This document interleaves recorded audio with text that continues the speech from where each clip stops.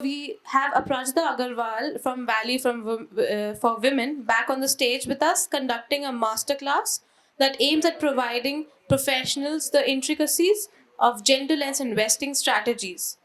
In simpler words, it's addressing questions like what is it that actually constitutes gender-lens investing, how to integrate a gender strategy at the firm and portfolio level. Owners, foundations, enterprises.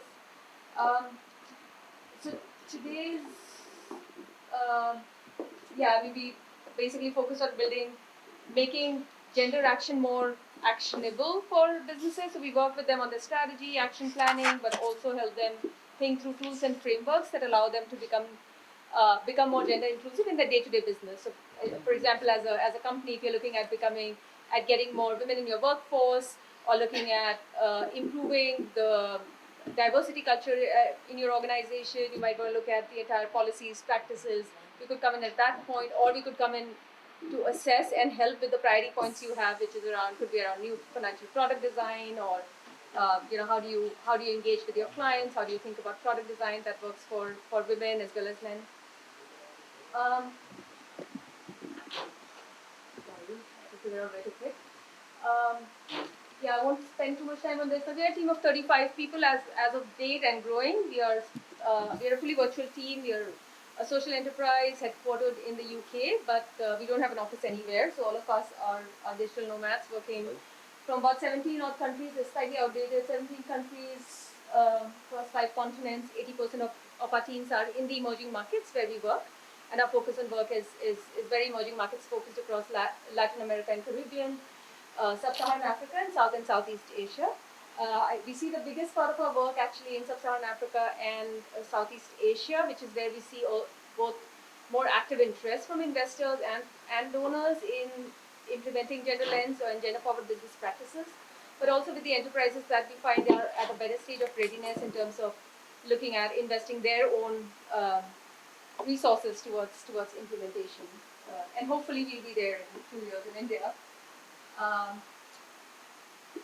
Again, we work on advisory services. Like I said, we also have a data platform that we've been building, having worked with almost, I think, over 1,000 organizations in the last 9+ years of our work. The data platform that we use aggregates a lot of data, benchmarks, is used for decision making, and for SMEs, enterprises, if there are enterprises, or if you have enterprises in your portfolio, we have something called Gender Smart Nexus, which you can find on our website, which is a platform that's free for enterprises to use. They can sign up and they can get an automated report on where they are on their own gender journey after taking an assessment online.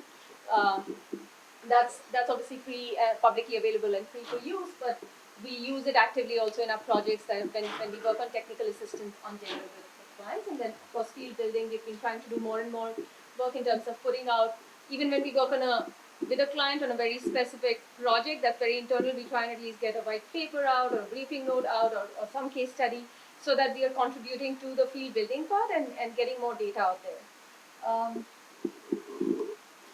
Our partners, some of our partners, again, a lot of this information is on our website, so I won't spend time here, but we do work across a range of organizations, right from investors, foundations, enterprises, FIs, FSPs, and so on.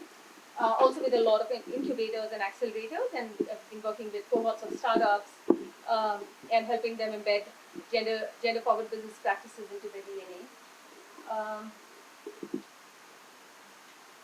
I think we'll take a pause since it's a very small group, maybe do a quick conversation.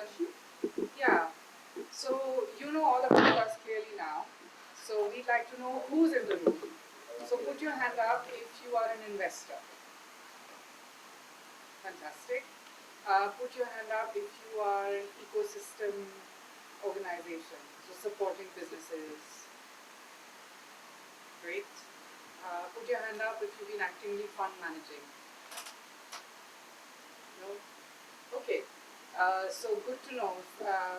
Perhaps those who didn't get a chance to put their hands up, tell us what you do to support this space.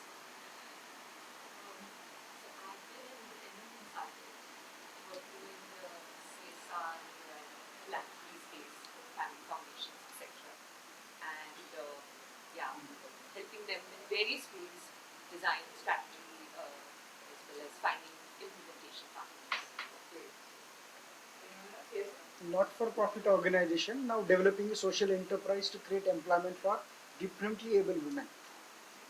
Right. So we've covered everyone. I represent the Emerging Markets Foundation. We are a US public foundation running a network of 50 plus organizations in India and imparting a gender lens to their program, plus fostering cross-sector collaboration in the sector. Excellent. So there's this big question in front of us, and I wondered if maybe a couple of you could tell us what gender lens investing means to you. So you heard the previous two panels, and you heard the keynote speaker, and you have a sense of what it is. So in your day-to-day work, what does gender lens investing mean to you? There's no wrong answer. Yeah. Can I go? Oh, yeah, ladies first. An investment that benefits men and women equally. Any intervention that I do as an intermediary, how each of these steps that I do, how does it really, help the cost, the gender, the SDG 5, how does it link to the multiple subclasses or the main class of the this? Anyone else? And for us, I think gender investing, grant making with a gender lens means that we are ensuring that the organizations that we are supporting and the programs that we are supporting are looking at gender that they have the programs have a gender lens, and that they're looking at female beneficiaries not as beneficiaries, but actually the people who are co-creators in designing what is it that they do. Right. Any other? I think if you have a voice from Amar, then we balance the gender responses in the room. Well, I think you have heard enough. Okay. So what we will cover today is a definition and a framework that we have been using and building through our programs and partnerships, and helping you understand the business case for what gender lens investing is and how it's being used, why it's being used, and why it makes business sense to use gender lens in your investing processes. We will also talk a little bit about how to actually practically do it, right? So we all understand the broad concepts, we understand the impact that this can have, but often we don't know how to get from point A to B. So we will talk you through some of the mechanisms that we have been using on how to do this, particularly the entry points based on where you are, and then also help you think about where you go in your journey using gender lens investing methods and templates and tools, and apply them to your portfolios, your investments, your way of thinking. So you heard a lot about 2x. Hands up if you know what 2x is. Okay. So the 2x criteria are sort of, if you think about them as an industry standard, where the industry has galvanized around a range of these criteria to make sure that the investments are sort of gender focused. Okay, so and there are the criteria that mark the eligibility of an investment, whether it's a fund, whether it's an investment as 2x eligible, are based on these 4 key parameters.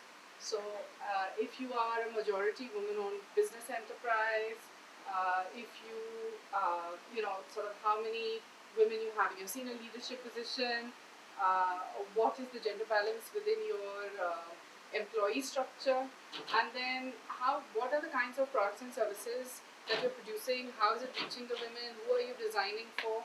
So these are the 4 sort of criteria across which investments are mapped to see if you are 2x eligible, and that can help you have further conversations, align on gender criteria, talk to your investors and networks, raise funds, target GLI funds, etc. Any questions on this? I'm just going to add that you can find this very easily on 2xchallenge.org. Ushnisha from BII was talking about it. They were part of it. It was launched at G7. And interestingly, Seema and I've been part of some of the research that we've been doing at Rally for Women, and we've been speaking with a lot of stakeholders in Asia, Africa, different parts of the world, asking them what's changed in these last 10 years and what do they consider innovation. And it's quite interesting how something which we consider almost the lowest bar, because it's 4 criteria. If you fit one of them, you are 2x compliant, and it doesn't seem like a big ask. But the fact that the bar is low means that the entry point is easy, and you get people started on a journey towards being more towards thinking about gender in their day-to-day work, and getting a mainstream investor to start looking at their data points. What kind of companies am I investing in? Where are they on any of these 4? Is itself a big ask. So it's quite interesting when we were speaking to a whole bunch of stakeholders across public sector banks, investors, practitioners. A lot of them said that 2x challenge has been quite an innovative, has been one of those innovations that they consider has actually changed the way GLI is talked about, because every mainstream investor also is willing to look at, they want the 2x tag because it opens up a certain amount of access to capital, or access to a certain set of funding that they might not otherwise get, and it's a really low bar. But it's a great starting point for that conversation when we go into boardrooms now, or when we are speaking with first-time fund managers saying, have you looked at 2x challenge? Are you already meeting these criteria? What can you do to at least get there, and then go up from here and move ahead from here? What is the 2x element here? What is the 2x? 2x impact, as in double the impact. That's what 2x stands for. No, but how do doing all of this contribute to that? So any of these actually, so it says if you're meeting any of these criteria, if you're investing in majority-owned businesses, any of these, then you are actually on that pathway. You can improve. You can improve on your 2x. Because traditionally you will find that women are absent in all these areas, right? They are underrepresented or absent. So you're doubling your impact by making sure it can happen by default. It can happen by default. It's often not intentional. So intentionality is a key part of this eligibility framework, and also a key part of the sort of framework and definition that we use in our day-to-day work. And each one of these have equal weightage, or what is it? This doesn't even have weightage. It's Okay. literally, if you It's have one literally criteria, if you're hitting one criteria, then you're there. you're meeting. You're 2x compliant. So if you're meeting all 4, then you're not in the next step. Well, you could be a pioneer fund. They do have a Okay. definition around pioneer funds, and they do have funds that have gone over and beyond and much further ahead on these as well. So they're not just meeting the threshold; they're way beyond the threshold. Sorry, so does that mean that pretty much all JLG-based microfinance institutions, like by default, qualify? This is an investor threshold. This is an investor indicator. Okay. They do actually. A lot of them do, and a lot of them actually fall a bit short. So if let's say I'm not meeting any of the other criteria, but 50% of my current portfolio is women, and sorry, just a little technical. Is that in terms of AUM, or is that in terms of number of investees that you have? It could be in terms of your products, or your employment, or your leadership, or even in businesses. Right. Not clients particularly, but Okay. it could be. It says consumption, right? Yeah, but Social consumption products it could be. that Yeah, if your products are designed for women, like a microfinance, an investor in a microfinance one would typically be 2x compliant, right? Especially if they're working in the women's savings or loans. Sorry, I'm just hoping I'm not like complicated, but let's say if you have 10 portfolio companies, one of them is a microfinance institution. Then that investment becomes 2x eligible. So if you meet any of these criteria, any one, so it's 51%, not 50% because it's majority. It's not at a fund level, it's at a portfolio. No, it's at the fund Fund level. level. It's at the fund level. This is an investor metric. So what is Generalist investing? So for us at Value for Women, Generalist investing is the deliberate incorporation of gender factors into your investment analysis and decision making in order to improve social and business outcome. Now, there are many ways of doing it. There's no one right way of doing it, as long as there is intentionality. So there are a couple of pieces of this, right? So it has to be intentional, and that you're looking to improve the social and business outcomes while you're factoring all of this into your investment decisions. So for us, this is the definition that we apply to all the work that we do.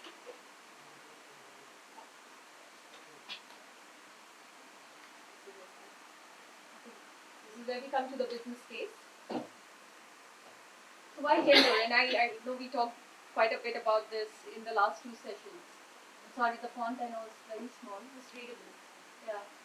But I think starting with where you invest, right? As a fund or as somebody who's aspiring to set up a fund or working with investors, where you invest is as important as what you invest in, how you invest. And there is enough data point around knowing that women-owned startups generate more than 2x revenue per dollar. There's gender diverse companies are 15% more likely to get financial returns. We've heard a couple of data points from the investors in the room that they have better performing portfolio when it comes to women-led businesses or women-managed funds. So there's data basically that gender diverse businesses outperform the non-diverse businesses. Solutions for women present a sizable opportunity. This is something that we all, I think, in the COVID pandemic period, we've heard this data point thrown at all of us more often, because health tech, for example, care services, we know that market is catering largely to women. It's a huge market for women. Women are making most of the decision points at household levels, purchase decisions. So it's a huge, sizable market opportunity as well. Why you invest?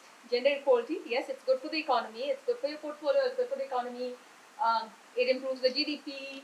The gender pay gap amount itself, in terms of the human capital wealth that it surpasses, is huge. More economic factors, but it also obviously, for an investor, the fact that you are complying with, you're helping build a better economy and hence meeting your goals, as well as building a better performing portfolio are both like two big reasons why they look at this.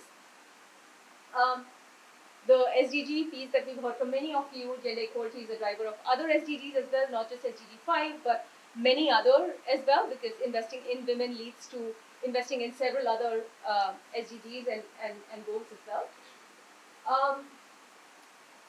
Gender equality, of course, is the goal in itself. We all talked about this. And then thinking about yourself as an investor, that diversity at the investee level contributes to portfolio strength, to performance. We've seen portfolio companies, when investors have portfolio companies that have gender balanced leadership, we've seen that their valuation, they get better valuations. We see where investors are focused on bringing in that diversity, we see those companies are performing better. They're doing better on sales number. Even in smaller companies, where I think Janan from Wilgrow was talking about this, even with, like, for example, with those 6 SMEs that we worked with Wilgrow, we've seen, and we track that data over time, over a period of almost 1.5 years, we're actually seeing them being able to make substantial changes in the sales, in the rural market sales that they've been able to do, in the customer retention, employee retention, and that's all cost saving to the company, or cost saving or profits, better profits for the company. And then finally, diversity at the investor level, which is, Ragni was talking about this, how charity begins at home, how you start as an investor, you start looking at not just what your portfolio companies can do, but how you as an investment firm can actually do much better on everything from deal sourcing to exits and even beyond that.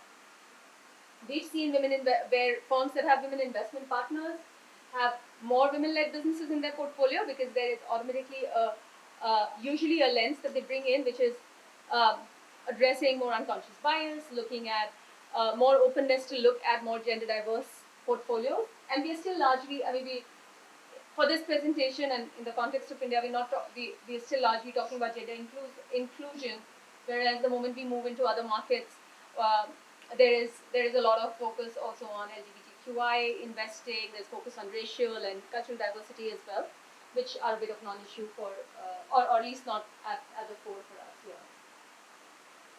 And I think I'm going to, sorry, there's a lot of animation there. I'm going to bring this whole thing here. I think, just saying that there are quite a few we use this slide often because we talk about when we start a lot of our projects with clients, that's the first thing we hear. We are not gender biased. Um, we are gender neutral. We often hear this term. So we are gender aware. We are gender neutral, and it's quite interesting that you don't discriminate, but you also don't do anything to improve the gender balance. And that itself it's almost like I think you Seema was talking about it or somebody I think I met here. So if you're not calling it out, that also is being complicit to not addressing the biases. And this is part of this is cultural, and not as investors we may not necessarily be able to address all of it, but we can be conscious of building this within our team of realizing that there are ways and means to actually overcome these biases. There's an interesting example after this. I think it's after this slide, right? I'm going to bring up here. This is one of my favorite examples from the orchestra. This is the orchestra example from the US. It's a case study that exists that you can read as well. In the 1970s, 5% of musicians in the orchestra in the US were women, and that number is almost 50% as of now, or 40% in most places, but 50% and above.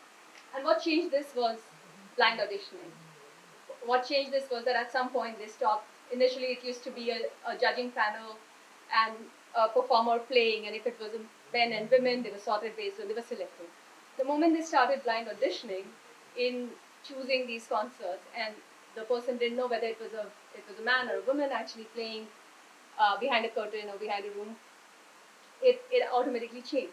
So those biases, which a lot of us refuse to acknowledge, we've seen this in sectors, in the non-impact sector as well. And so going back to this, gender biases obviously are very ingrained. When we are talking about gender, we're talking about women. That's a very common belief. We hear that from a lot of our partners and clients. When we start work with them, they say, "What do you have against men?" Or why not the men also? Why aren't you talking about the men? We are talking about the men. Men are half of the equation, and that's a fact that men have to have an equal role to play in any at an organization level, at an investment level, at a fund manager level. The solutions have to work for both. The barriers are higher for women, so we have to figure out a way to actually tackle those barriers and figure out what intentionally you can do to help improve that sort of scenario and the environment in which they operate. And then generalist investing prioritizes social impact over business outcome. This is again a myth that we often hear, which again I think we're finding increasing data and evidence.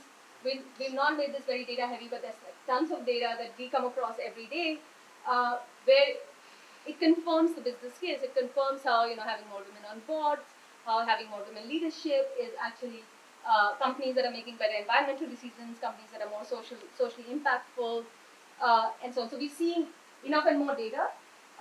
What we often see now when we start in our own sort of day-to-day work, what we often see is that a lot of times people are tracking impact data, or investors are tracking impact data, but it's not sex disaggregated. So they don't know what's the data that's coming from men and women.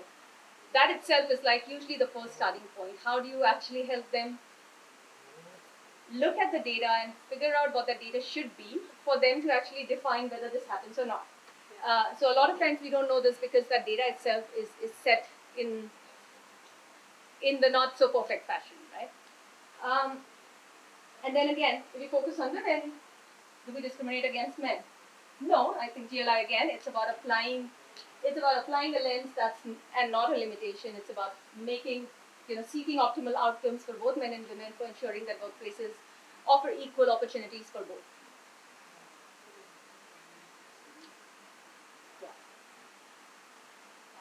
Okay, I have a question on that itself. Maybe I'm just like jumping a few steps already, but the first point that you said that we are not gender biased, we are gender neutral. So we just look at all our potential investments with a neutral lens on the solidness of the case itself, right? And if the founder happens to be a woman, so be it. Yeah.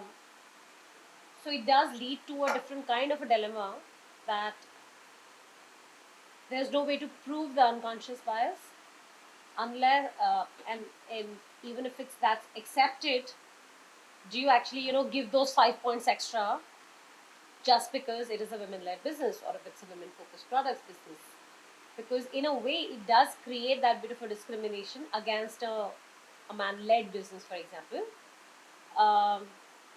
It's like comparing this to the quota systems that we have in our education system, for example, saying that shouldn't we be meritocratic, right? But obviously there is a very long history behind it why reservations became critical. So just understanding how do you typically respond to that, because I haven't really managed to come up with a great answer on this. It's a good one. It comes up actually in a lot of our work. Actually, I just want to answer that question. A lot of people frame this, and this is my opinion, a lot of people frame this as a discrimination between man and woman. I don't think so, it's discrimination. I think it's about serving the underserved. So like you can say, farmers, why are you creating incentive for farmers and government is giving so much of money to farmers when they are big businessmen like, the Tatas and the Birlas, right? So it's not, they have their own role to play. We need farmers in the society to generate so much of things that we need especially the food, right? And so serving farmers is not discrimination against Tata and Birla, right? So it's the same thing. People call it they have heard this word discrimination, but it's about serving the underserved. There are people who are not getting access to lots of things in this world, including finance, including energy, including water. And basically this process is that you serve those people, and that actually creates the maximum value in the society. I think to add to that, Swati, there's the rationale around leveling the playing field, right? So if somebody, so a lot of we not ask. I don't think we ask investors when they're evaluating to give extra points if it's a women-led business. Yeah. What we ask them is to do a better job in pipeline, in the pipeline building. What we ask them to do is to make that extra effort to look at, okay, do you not have enough women-led businesses in your pipeline? I was just about to say do you not have the second biggest explanation? Yeah. We don't even have adequate amount. Where are the successful women-led businesses? Right. We get like 2 applications against 98. Yeah. So see, I think for investors, it's important to understand, like for any business, that it's a journey, right? And you could have, and we'll talk about the entry points very soon. There are multiple entry points. You could decide what you can tackle. It's important usually to acknowledge that there is a problem. It's not that there aren't women in that business. We was having a conversation with somebody here yesterday about saying that government has a procurement system in India that defines something around sourcing products from women-owned businesses or women-led businesses. And they said that government obviously doesn't find enough. What do you... and they were asking us if we could help them figure out identifying what kind of products are the ones that government can source that women make. And I found that very interesting because it's obviously a bias, right? Yeah. And it started off with the thought process saying, well, if they're looking at buying furniture, women are not necessarily making furniture in this country. So how will the government procure from women? Well, then there is a systemic issue to do. Although women are making furniture, and there are enough women-led businesses in the country that do that. So it's about not looking enough, right? So I think it's, to go back to your initial question, I think there's a bit around leveling the playing field. What can you do? Not necessarily giving extra points. It's still meritocracy. It's not that, if it's not good, you still invest in a women-led business. But what do you do as an investor to actually level that playing field and ensure that you are not applying your biases? And one more thing I just want to add, as far as man business is concerned, and I'm not again criticizing anything, but it's not at all businesses men are running are highly meritocratic or they're very successful. Even Tata has claimed that they have failed on the biggest app launch recently. So it's just that we put too much emphasis on one thing and we just ignore the other thing. And I think that balance of thinking, it's like your right brain, left brain. You cannot just rely on one part. You have to work with the other part as well. So I think the bias slides kind of demonstrate or talk to a bit to what you were saying. So, what in a selection process, when you're selecting a business for investment, often what kind of questions do women get asked in interviews? Right. Or when they come to the table with a business idea and are seeking investment, what kind of questions they get asked versus what kind of questions men get asked, right? So, I think some of these questions are purposefully asked. Yeah. They were supposed to be not asked. Yeah, I mean, part of it is I get It's it's about mindset, it's a lot of unconscious bias at play, right? It's about applying a growth mindset to a Yes, men-led they're asking business different versus questions. applying Yes. a barrier-focused Yes. mindset on okay, how will you do that? Because it's very likely that you're going to have a family. It's very likely that you're not going to be able to balance your business. So how are I you think going that is a training that the investor or the particular employer should get, that they don't ask those kind of questions. Like you said, the example of a case file, right? I mean, when that was not shown, turns out to be women were as competent, right?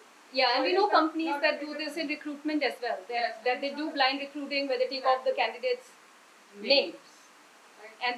and then run it or take off any gender identifying marks and suddenly you see a surge in women It's coming not into women roles is that the are problem, it's more of the people who are applying this thing which is the problem. Right. And that is the issue. and this is I mean it's an old data point. It still stands true. It still stands very true and we see this coming up. When jobs are scarce, who has more right to a job? And this comes up in a lot of the percentages are a little bit here and there, but it is still majority. And we see this in our workshops, we see this in the surveys that we do with employees in different companies, especially the more out of urban centers you go, where I think what's the right answer is not the focus. We see this coming up more and more often. But one thing, just one point. The banking sector in India, I thought, is more gender aware in the sense that you see anecdotally across many branches, even to the rural branches, town branches, you have women managers. Yeah, it's In campuses, you see women managers. And it's improving. It's improving. I mean, We're working with some. improved. We work with some of the large FIs here, and I mean, relatively, banking industry is actually has been doing this systematically over the years changing. because a lot of their money also comes offshore. No, I'm talking public sector banks, not the. No, so it has been like a conscious top-down sort of a thing. And I think this goes back to like the earlier question you were asking, equality versus equity. Offering the same support does not lead to full outcomes. And this is one of the examples that we use often. Three people standing behind a wall, a man, a woman, and somebody who's disabled, watching a football match. It doesn't help to give them the same support. You have to think about what works for what kind of what kind of a person is coming. Won't spend too much time here, but yeah, there are enough more data points to say that there are benefits of gender inclusion. We are trying to do more and more of that data transparency, capturing the data, beginning of projects, end of projects, working when we work on gender TA, and we see more and more. So not just us as consultants, but I think a lot of organizations, we're starting to see them take up these practices of looking at sex disaggregated data, looking at how what is changing at the day-to-day level, and how are their KPIs, how are they doing against the KPIs that they've set for themselves. And this was something that I think again was talked about earlier about not having a women fund manager. We lose a lot in India, especially. We lose a lot of women in that mid-career segment. When they have other care responsibilities or when they have family responsibilities coming in, we see them actually taking a break. We see them dropping out of the workforce, and that's something that organizations and a big onus is also on investors to actually help their portfolio companies think about what they can do to actually work on ensuring that talent pipeline doesn't fall off. How do you keep them in this segment so that you have more women at the senior management and board level as well.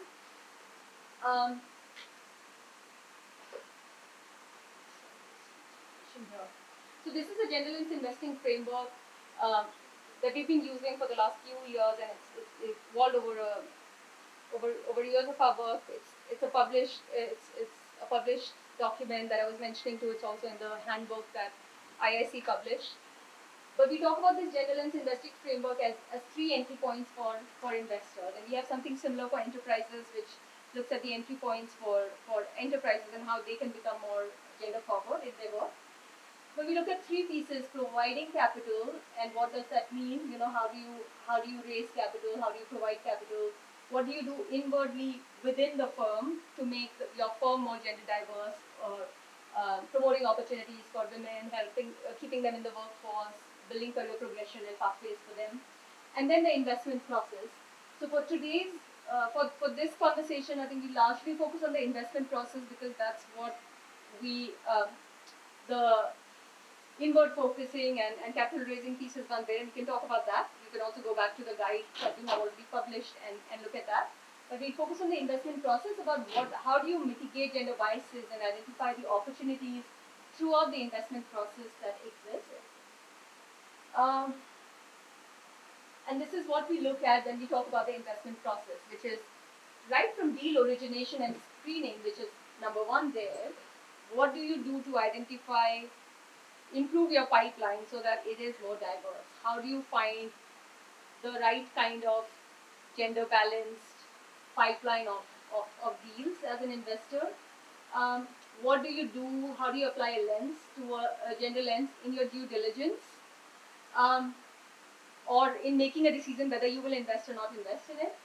And then at the third level, looking at the structuring and negotiation, how do you set gender-based milestones? It could be KPIs linked to your business milestones. It could be targets, like what Arsi was talking about, or it could be these milestones which are linked to investments or incentives that a business gets if they hit a certain milestone.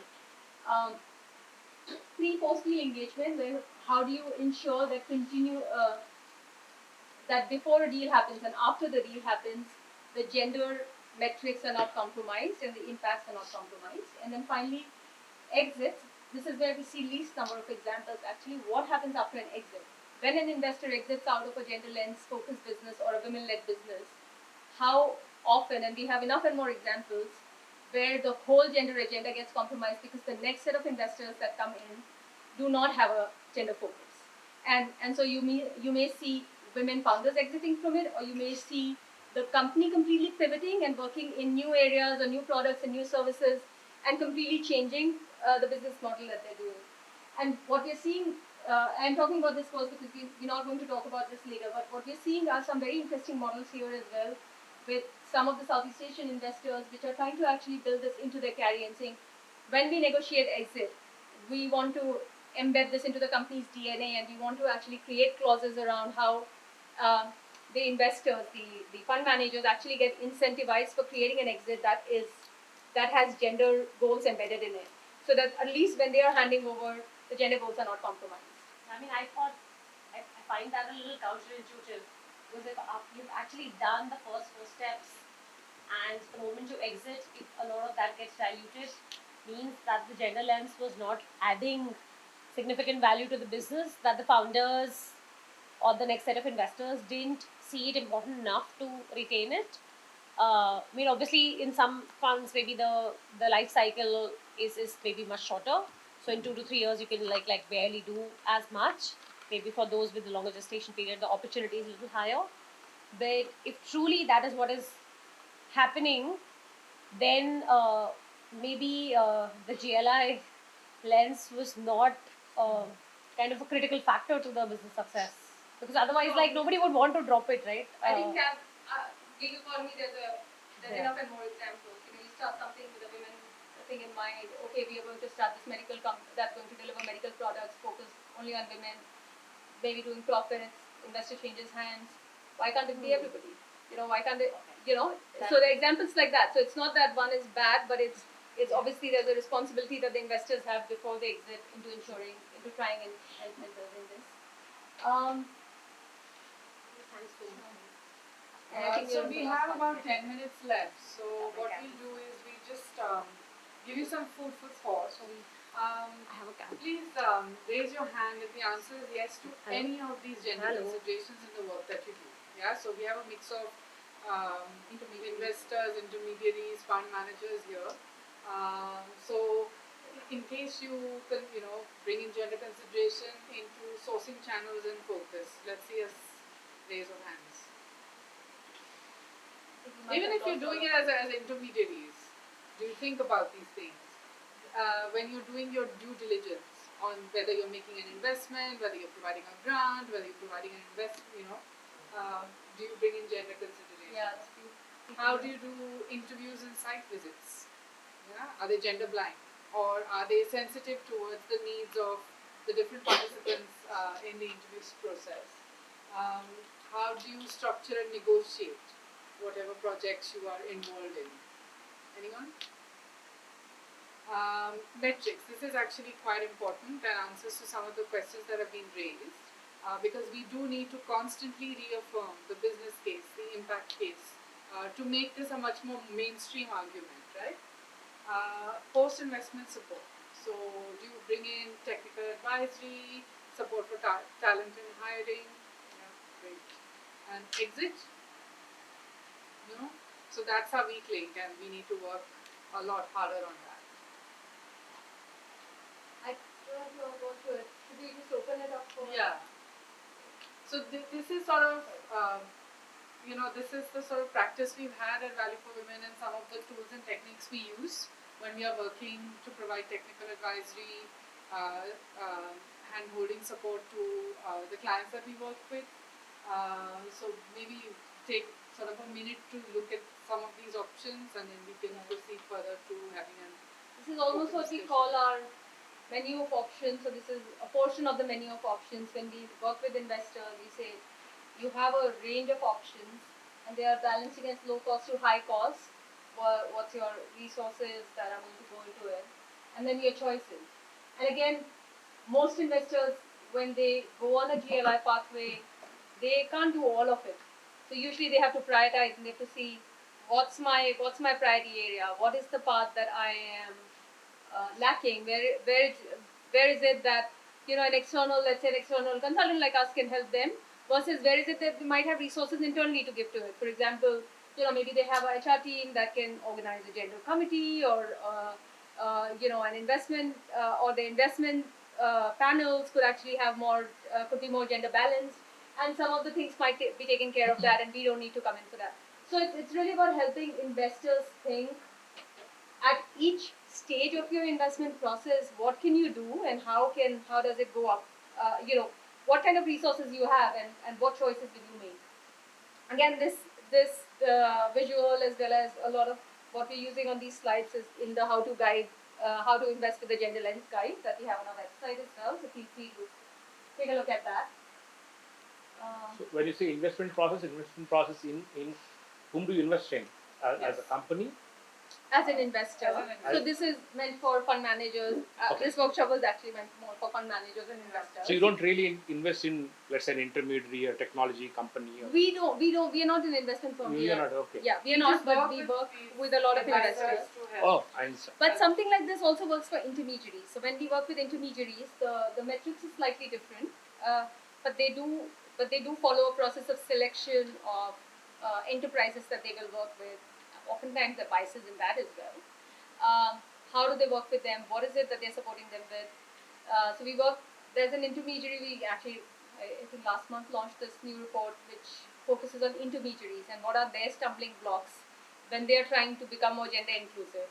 How do they overcome those? Which you should probably take a look as well. What do you mean by the second point under the exit one, ensuring gender-related exit expectations? So sometimes it's around, I'm trying to relate to a good example here. Sometimes it's around saying, well, we want to keep more women in the workforce, and we are creating, at the time of exit, we are locking them in, right? Like for example, having your fund managers partners being tied to it, that they have a penalty for exiting. That itself could be a gender bias. What if that woman founder actually does not want to run this firm, want to actually move to the next thing? It could be something as basic as that sometimes. But we have a bunch of examples around this that we see in real life as well. Sometimes when the exits are carved out, it perpetuates that women are going to be in certain types of roles and jobs. Sometimes it's about, okay, this department is going to continue to be more women because women are great at admin and women are great at marketing, at back office jobs. So there are biases like those that a lot of companies have that continue to be perpetuated in the way the exit clauses are defined and designed as well. Just a question. So, like the first one, it says, you can brand your firm as a gender lens investor or bank. So, something related to that, and this is something that I've heard, across your work, have you seen that there is maybe a reluctance on the part of investors or funds or even organizations to want to brand themselves as gender lens because it limits them or they are seen in a particular light? And I mean, if that's the case, like, do you have any insight as to why that's the case? Yeah, so we have actually seen that. We've seen a few examples where they don't want to be identified as so. Oftentimes, especially with mainstream funds, we see this. They don't want to be branded as a gender lens fund, or they don't want to overtly talk about it because they feel it comes with they feel that when they are approaching new limited partners or raising funds in the market, this is going to be seen as something where they're going to compromise on returns. That this is automatically equated to the fact that they're not going to be above market returns or at par market returns, and they often feel that bias comes in when they're actually out there raising money for the next fund.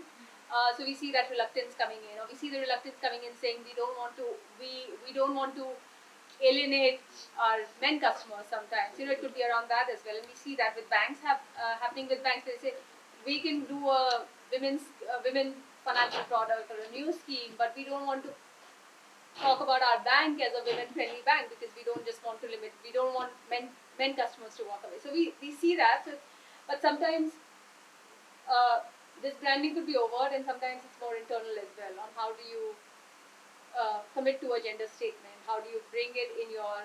How do you tie it to your theory of change? How do you tie it to your mission and vision as well? And we work with some of them around that. But we see a lot more impact investors, especially we see more and more coming forward and taking up a more conscious gender statement out there, which is public, which they say that we'd like our clients and customers to question us if we are not doing this. I think there's some mandate that is also now happening, which is more of a regulation sometimes, that you have to invest this much in these kind of funds. So that involves gender lens also. It's not like if there is $100 trillion, everything has to go to men only, right? Yeah. There is a certain percentage. So now they have started mandating it like if there's $100 trillion economy worldwide, there is some percentage which has to go to men, and that's mandatory. Whether it's Goldman Sachs or it's State Bank of India or whichever company does it, but it is done. So there is a very clear compliance thing. Like you have to like. It's very dependent from country to country. Like EU, for example, has a new set of regulations around having women on board. 50%, I think 40% is 30% or 50%. They. Not as high as just 40%. But that being said, I think with the COVID and whatever has happened, and work from home has become mainstream, and a lot of men are working also in managing family nowadays. I think that there is a severe behavior change that has happened, and I think that. I don't know. I think it's still very anecdotal. It's still very There's more anecdotal. evidence that women are actually working harder and longer and double the amount. Okay, so you don't agree with me on that? Okay. I think it's still very anecdotal, But right? Like depends on what you do, right? So where you're kind sitting of and what support you're system doing. you have. The data is And really just divided it's on that. a big excuse sometimes to keep women at home and not. There isn't enough data, yeah. There just isn't enough data to balance to support that, unfortunately.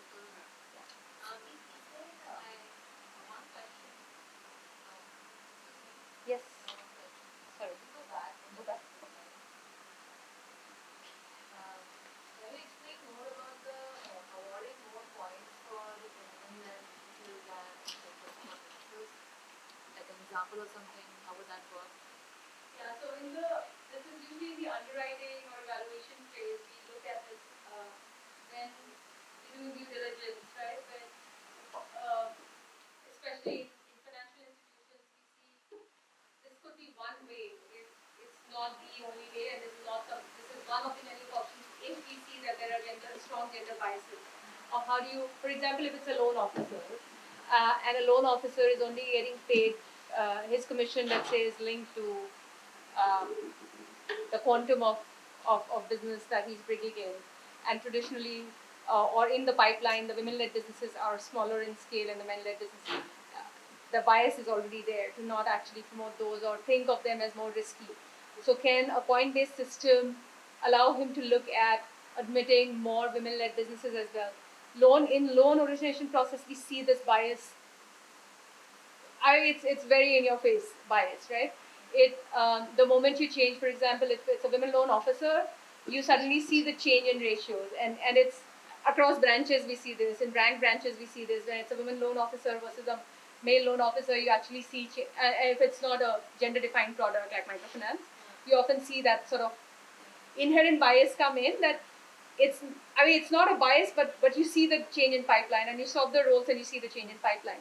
So the point system often helps in that situation, where this has been run as pilot in some of the partners that we've worked with, that they've actually seen that bringing a point system incentivizes them to actually bring in more women, because who they thought were more risky as businesses. So women-led businesses, then they're not thinking about that, they're thinking about the points, the incentives they're getting to be able to do this. So it's in that context. It is not to do with meritocracy. Usually. Sorry, I know we are like almost at the fag end and looking through, but these are some of the questions you should think about. And if there are best practices, please feel free to reach out to us that you come across. We are always looking for examples, ideas, publications, but also a practitioner's view, because you guys are doing this day in and day out, right? So please feel free to reach out to us and tell us what's working, what's not working, what are the gaps and what needs to happen. I think we did have some of that discussion in the previous two panel discussions as well, so that's been a bit well covered. We all know the challenges, we all know the gaps. I think how do we move forward is, so if you know what's working, you have good examples, please come share. How do we reach out to you guys like this? our emails are right there. Yeah. Got our Can we contact. just? Fine. I work Because with one thing which I kind of, as a practitioner, I see when we do these intermediation technology, whatever the appliances that we help for net, and we try to track it to an SDG goal, for example, 5, whatever. Only few clauses are which states focus. For example, improving labor participation rate and all such. But there are certain things which are which are at the cusp of both SDG 5, 9, 10. Yeah. Which could possibly also add to the, let's say, state SDG compliance. To the overall impact metrics, yes, and I think normally when we are working with partners, it's not just a gender impact that we are looking at, right? So it has to be part of, like, even the sector pieces. Start looking at not just your clean energy customers. Why don't you start segregating it? When you're looking at customer demand, look at how much is originating from men, how much is originating from women. When you're looking at customer complaints, for example, if you're in a sales business, what's the gender disaggregation there? And I think once you start doing that, you actually hear the data actually speaks a very different language, because there is a stark difference in preference, not just at the employee level, but also at the customer and sales agent level, and so on. So we hear that from us. And if you bring in 50% of the population in whichever way that you do, it is going to have a systematic impact. So it's not just SDG 5, it's going to be all 17 SDGs in that sense. Depending on the sector you're in, obviously. Yeah.